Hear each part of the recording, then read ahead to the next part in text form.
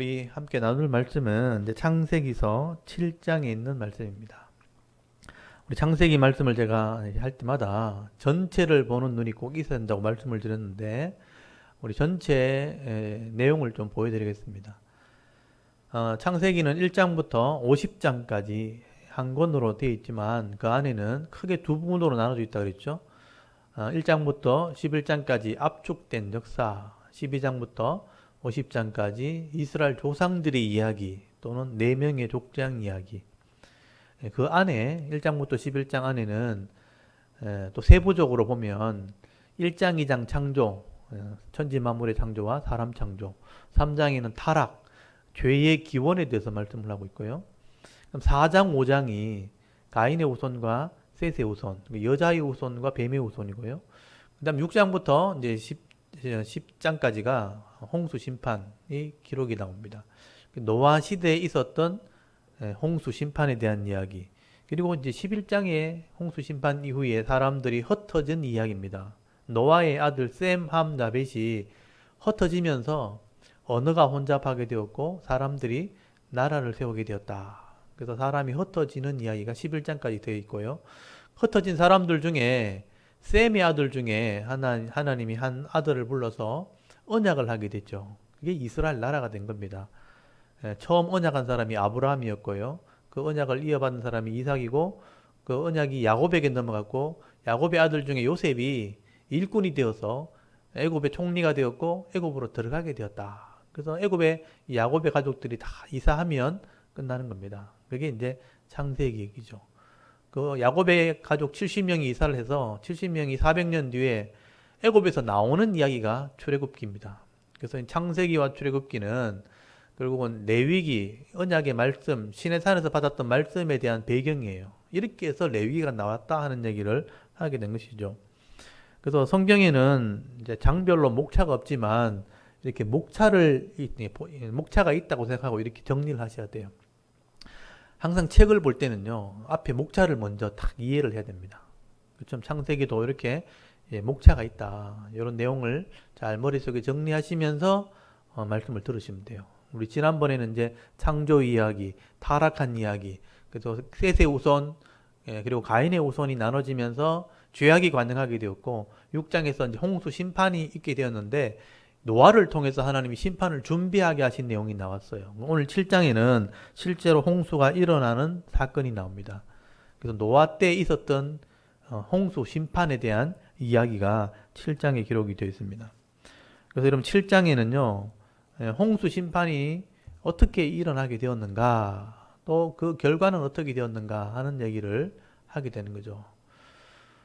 사실 홍수 심판은 하나님의 마음 아픈 이야기입니다. 여러분 자녀를 내가 낳았는데 자녀가 너무 악해가지고 하나님께서 죽게 했다고 생각해 보십시오. 마음이 얼마나 아파요. 하나님이 창조했을 때 보시기에 심히 좋았더라. 첫째 날도 좋았고 둘째 날도 좋았고 셋째 날, 다섯째 날, 여섯째 날, 일곱째 날까지 안식하실 때까지 사람을 창조하시기도 심히 보기 좋았다 하셨는데 그 죄악이 관영하게 될 때 부패하게 되었고 다 심판할 수밖에 없는 그런 존재가 되었을 때 홍수로 물로 다 썰어버렸다. 홍수가 끝난 뒤에 그 땅을 보면요 폐허처럼 되어 있거든요.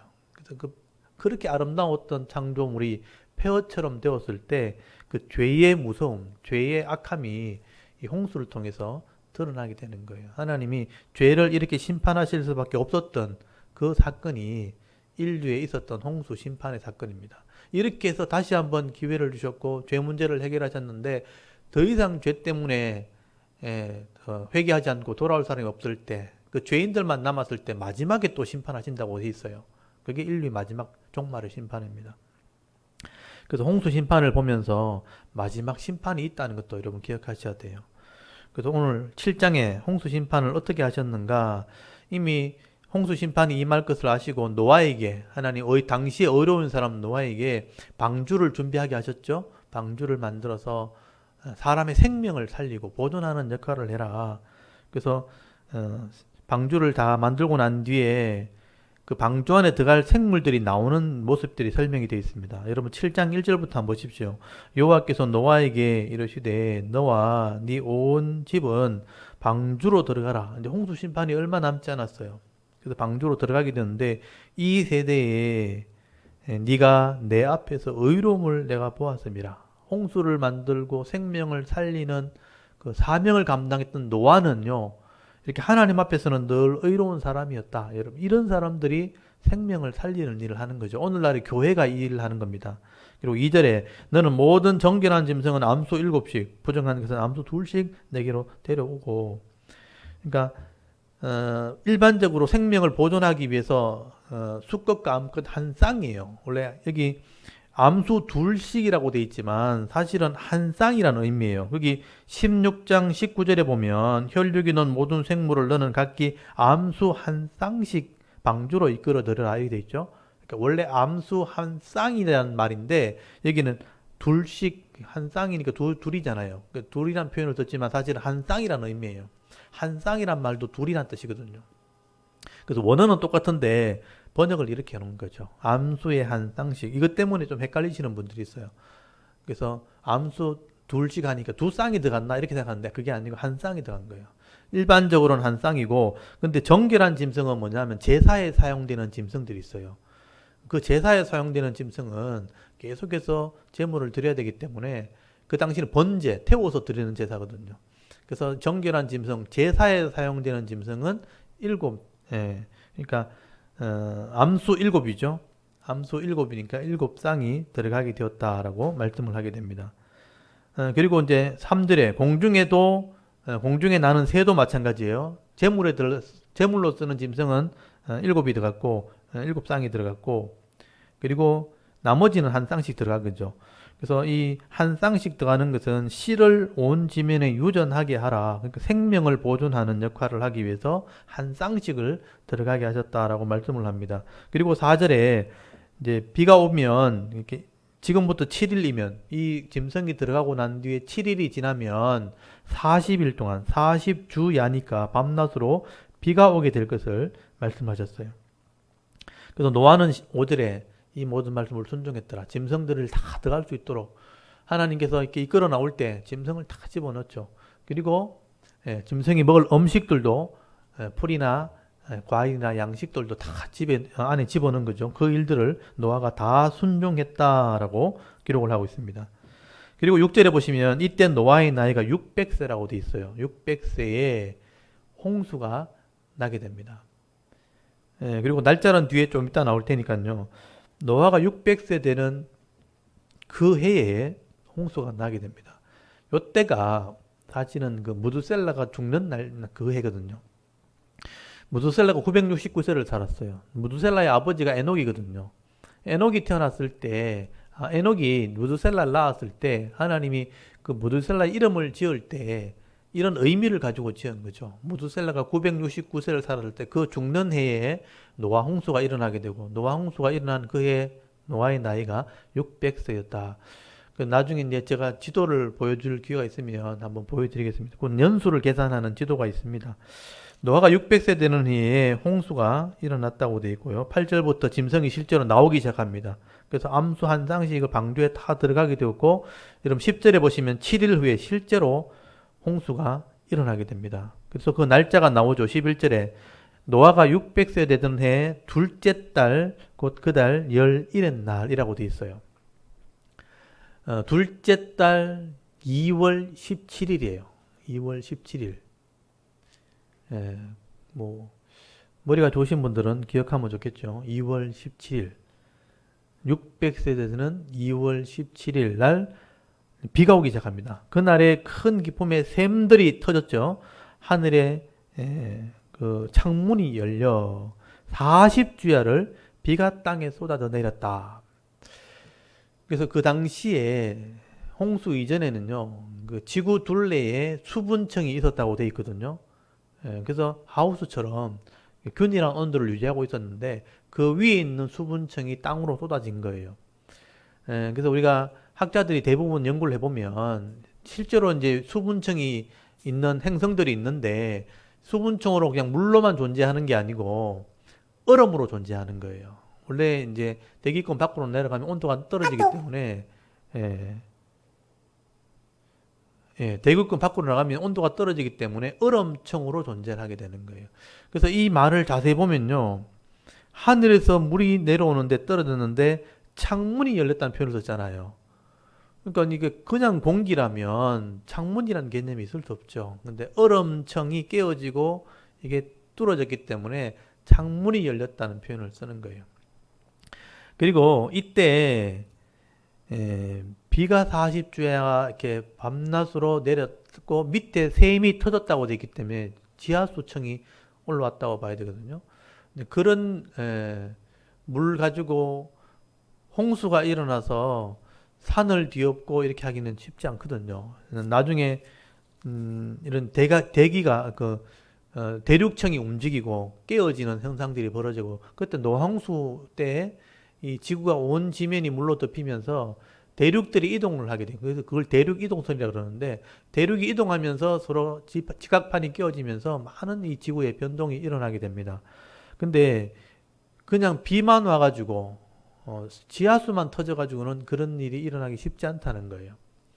그래서 이제 또 연구한 학자들에 의하면 바깥에 있는 행성들이 지구에 떨어졌을 때 지구에 충격이 가하면서 바다에 있는 물들이 엄청나게 높은 파도를 일으키면서 지구를 전체를 다 뒤덮었을 것이다.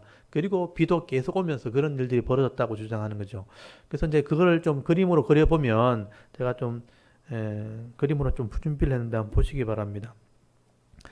여기 보시면 여기 뭐 같아요? 이게 뭐 같아요? 실제로 이런 지구 바깥에서 사진을 찍어보면 이게 지구 같아요? 지구는 아닙니다. 일단 지구 바깥에서 사진을 찍어보면 이제 지구를 이렇게 뺑뺑 도는 행성이 하나 있어요. 그게 달이라 그러죠. 우리는 보통 이게 달이에요. 달. 달은 우리가 돌고 달이 같이 돌기 때문에 우리가 달을 보는 방향은 항상 일정해요.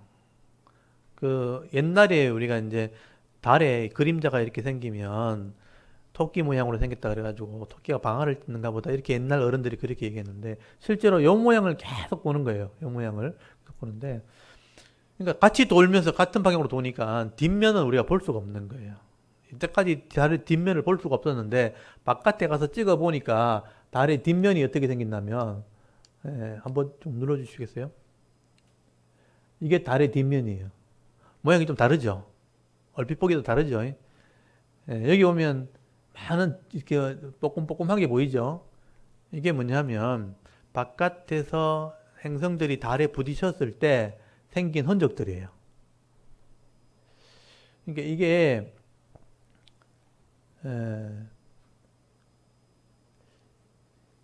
달도 계속 자전을 한단 말이에요. 자전을 하는데 이렇게 만약에 행성이 계속해서 여러 번 오랜 기간 동안 떨어졌다면 보세요. 반대쪽에도 이게 있어야 돼요.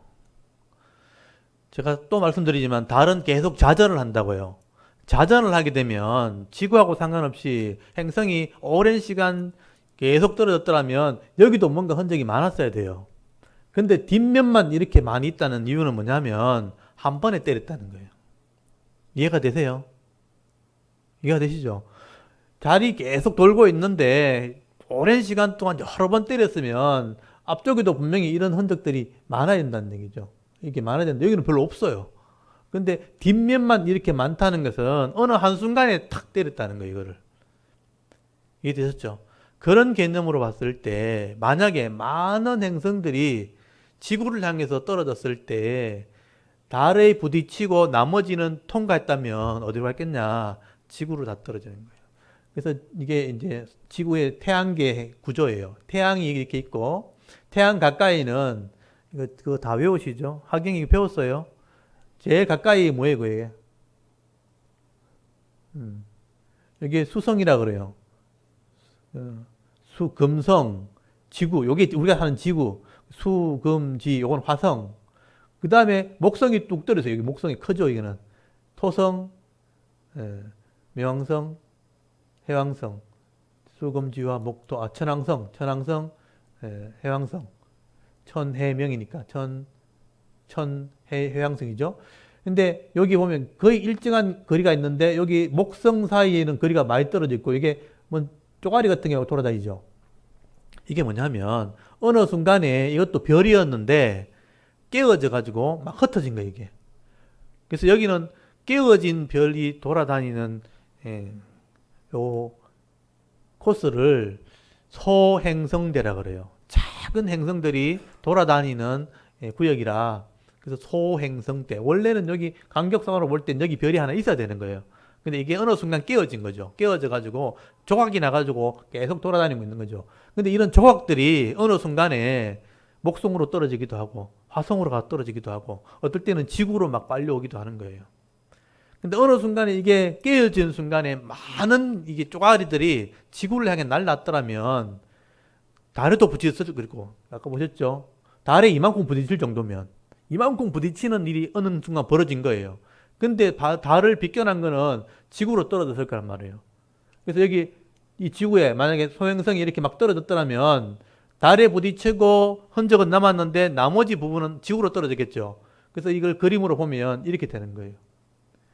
여기 보면 여기 태평양이에요. 근데 여기 보면 여기 볼록볼록 튀어나온 데 보이죠?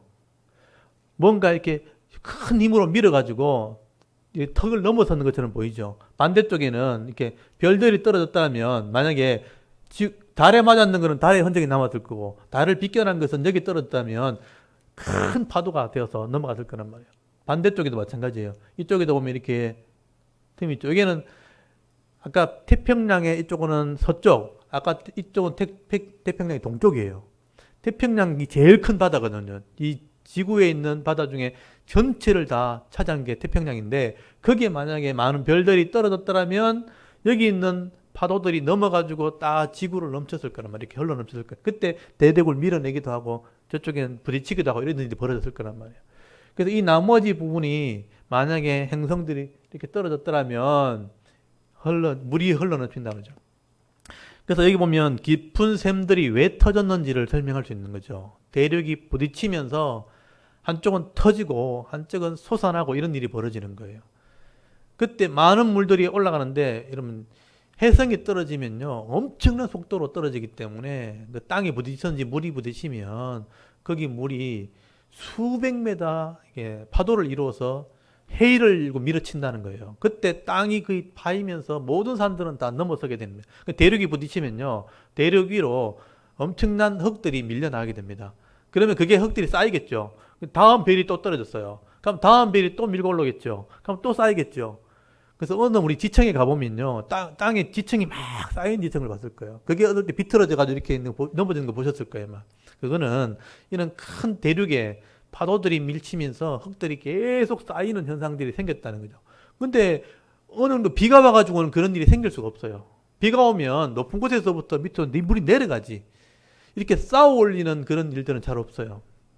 그래서 이런 대륙의 큰 변화가 그 당시에 있었을 거다고 추정할 수 있어요. 달을 보면 그걸 알 수 있어요. 어느 순간 팍 때렸는데 그 꼼보처럼 자국이 나 있는 그만큼 떨어질 정도면 지구에 엄청난 충격을 줬을 거라고 보는 겁니다. 그래서 여기서 밀천한 흙들은 산을 넘고 깎아내면서 다 퇴적층을 이루게 되고 또 물이 넘쳤으면 엄청난 산을 이제 덮었을 정도의 큰 물이 되는 거죠. 그리고 이건 40일 동안 이런 일이 계속 벌어졌다는 거죠. 행성이 치고 물은 넘치고 이런 일이 계속 벌어지고 그렇게 하게 되어지면 엄청난 물에다가 그런 압력과 그런 힘에 의해서 지구는 계속 대륙이 밀리는 그런 현상이 발생하게 되죠. 그 지금의 현상대로 이런 대륙이 형성된 거예요. 예전에는 그렇지 않은 형상이 지금 다 뒤틀린 것이죠.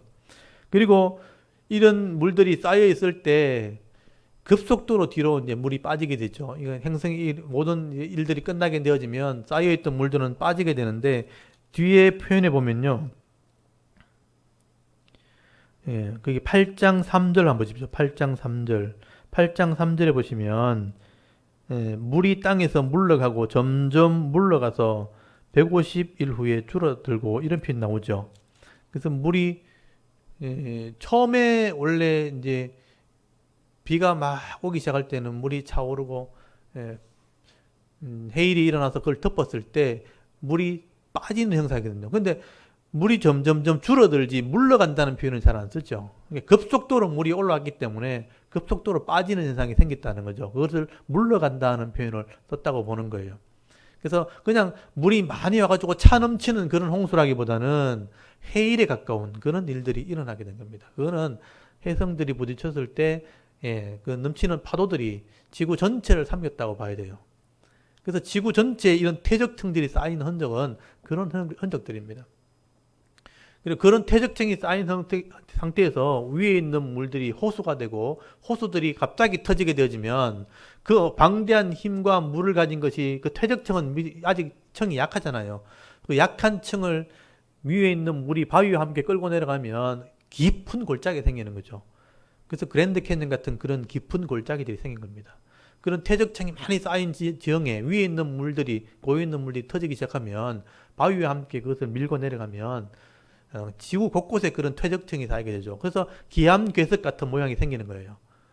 퇴적층으로 그렇게 그냥 물로만 쌓여가지고는 그런 퇴적층이 생길 수가 없는 그런 귀한 괴석들이 이런 급속도로 내려가는 골짜기 물들을 통해서 형성됐다고 볼 수 있는 겁니다. 그러니까 이 노아 홍수 때는요, 지구 전체가 완전히 다 뒤틀리고 깨어지는 그런 현상들이 일어났다고 볼 수 있습니다.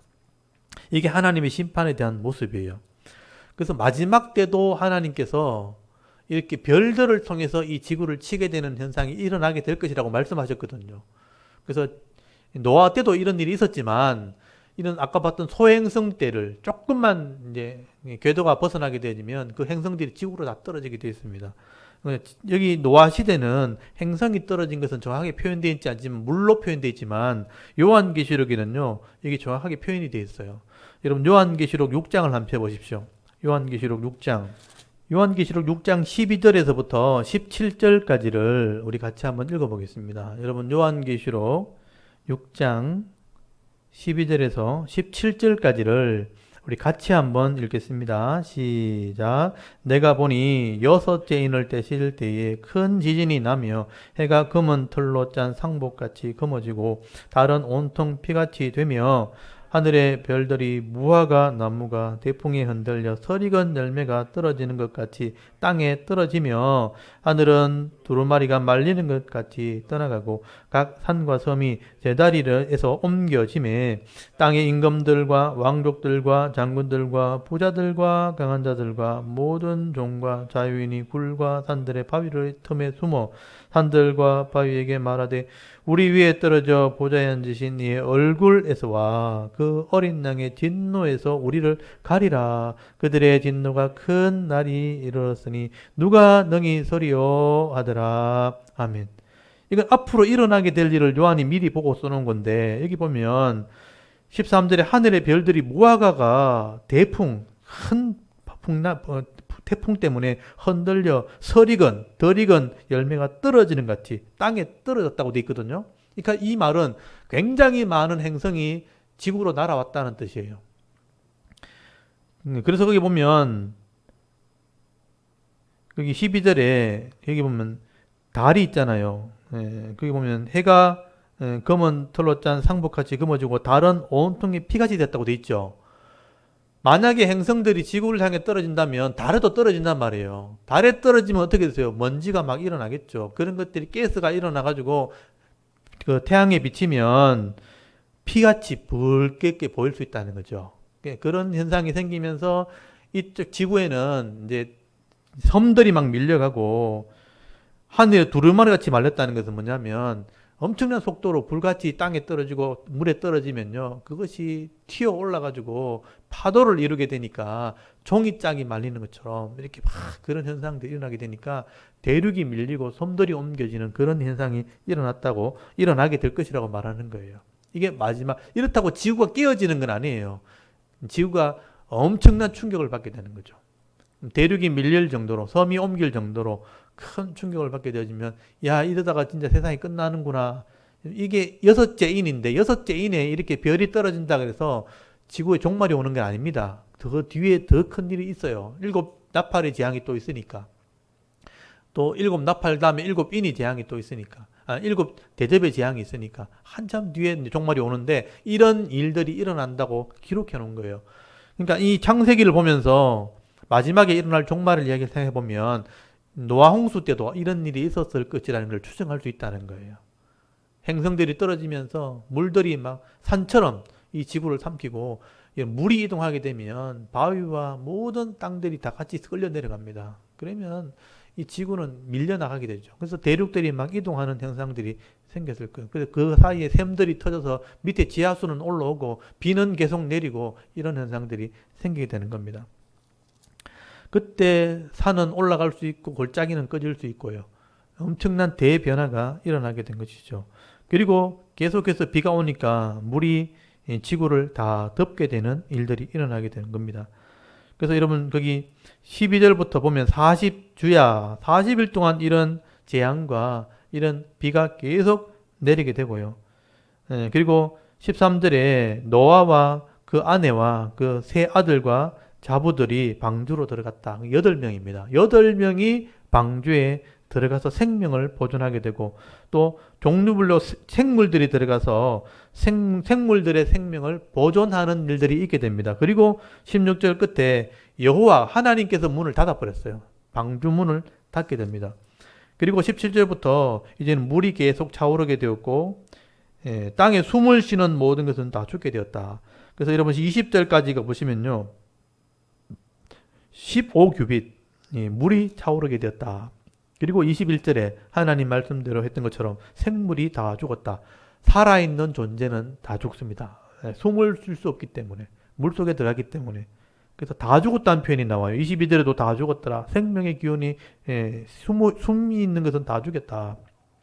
그래서 23절 모든 생물을 썰어버렸다. 이게 죄에 대한 심판입니다. 그리고 24절에 150일 동안 땅이 넘쳤다. 이런 150일이면요. 한 달에 30일이니까 3, 5, 15니까 5달이에요.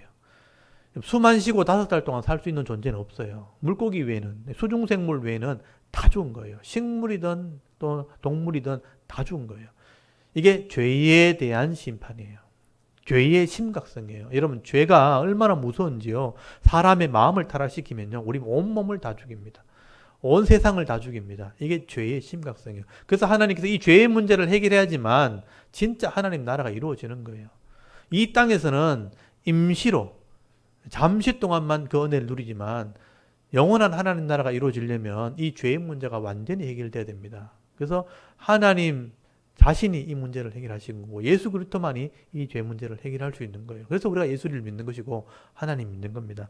그래서 이 땅에서는 죄 문제를 해결 안 받고 또 잠시 동안만 이 은혜를 누리지만 진짜 영원한 하나님 나라에서는 죄 없는 세상에서 영원한 세계가 다시 시작된다고 말씀하고 있는 거죠.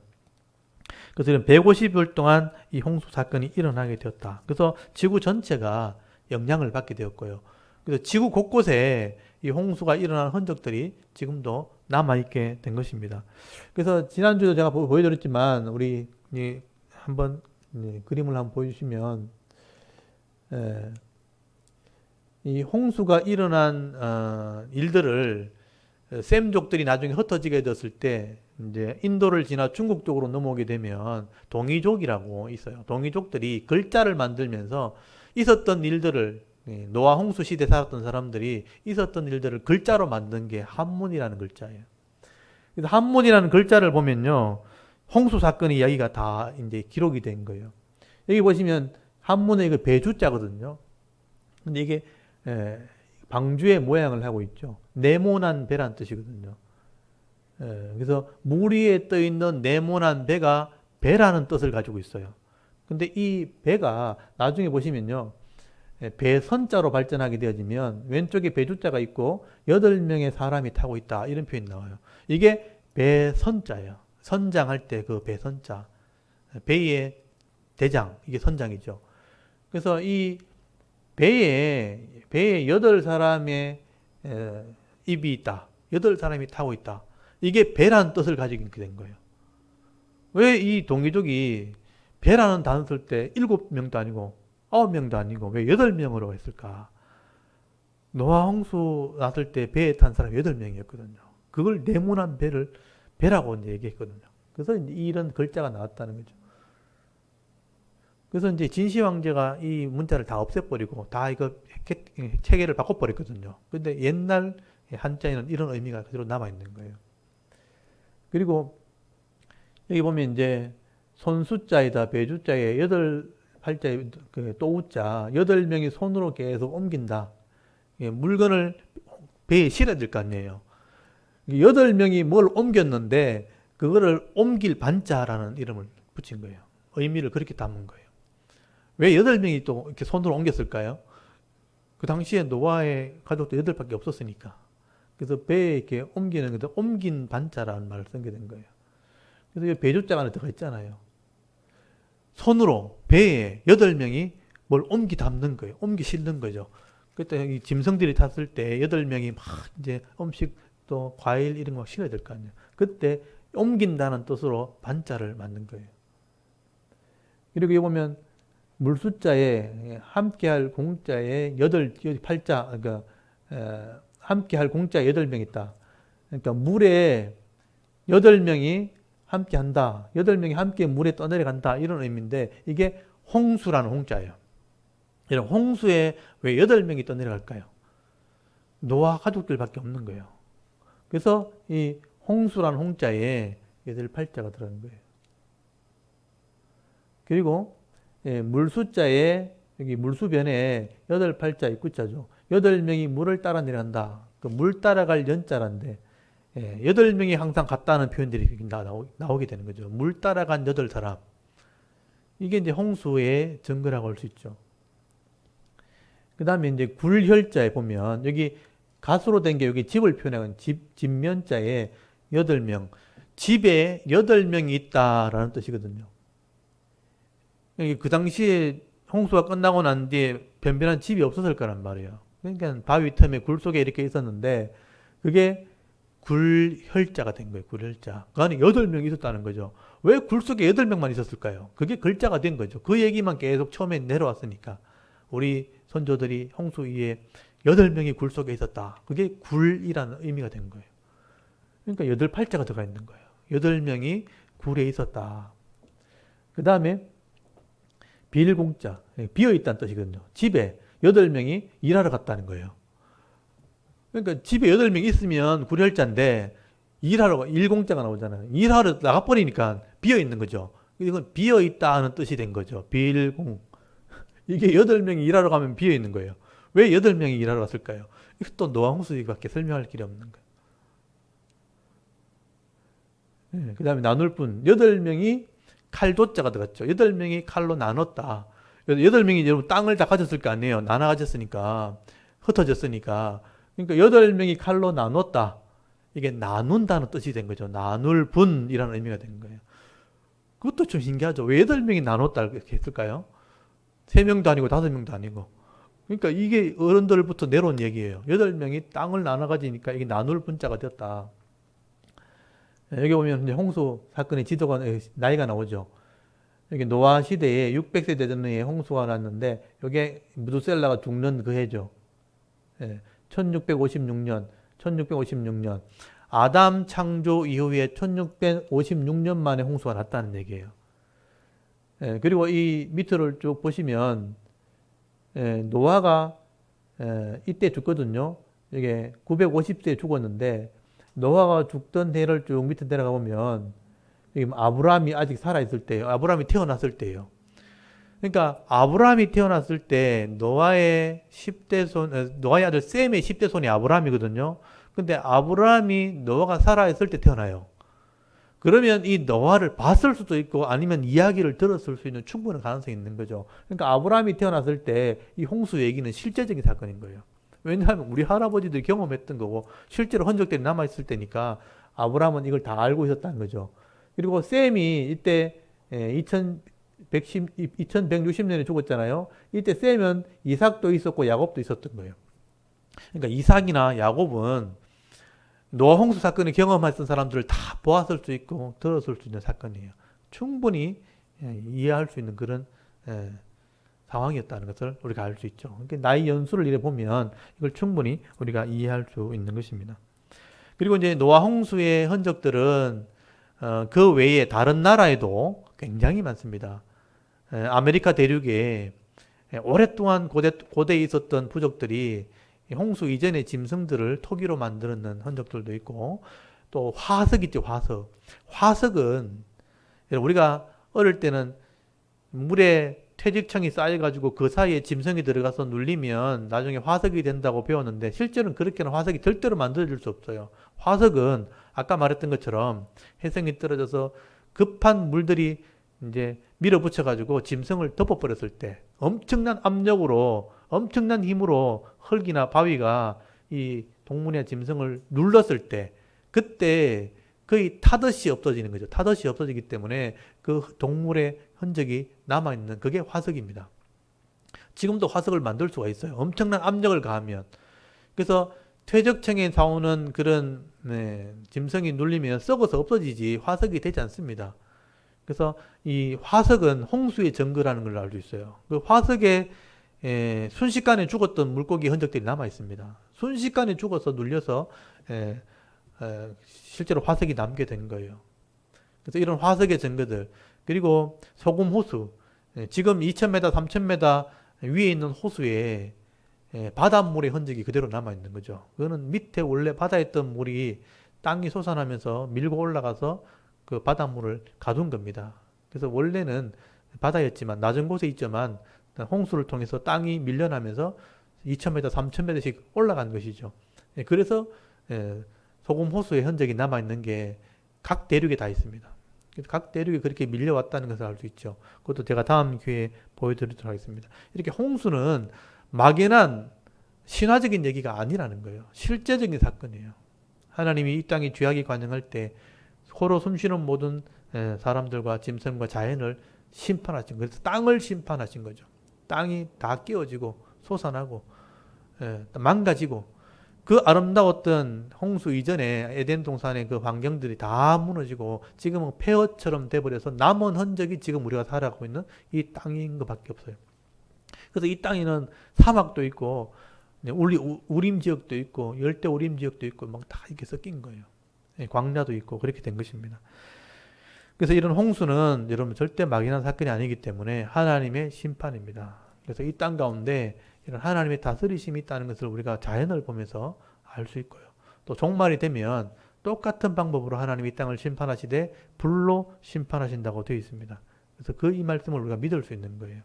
그래서 이런 홍수 사건을 통해서 하나님이 지금도 우리를 감찰하시고 계시고 살피시고 계시고, 때로는 하나님 복을 주시지만 이렇게 자연을 통해서, 사람을 통해서 심판하시는 분이라 하는 것을 여러분 꼭 기억할 수 있기를 바랍니다.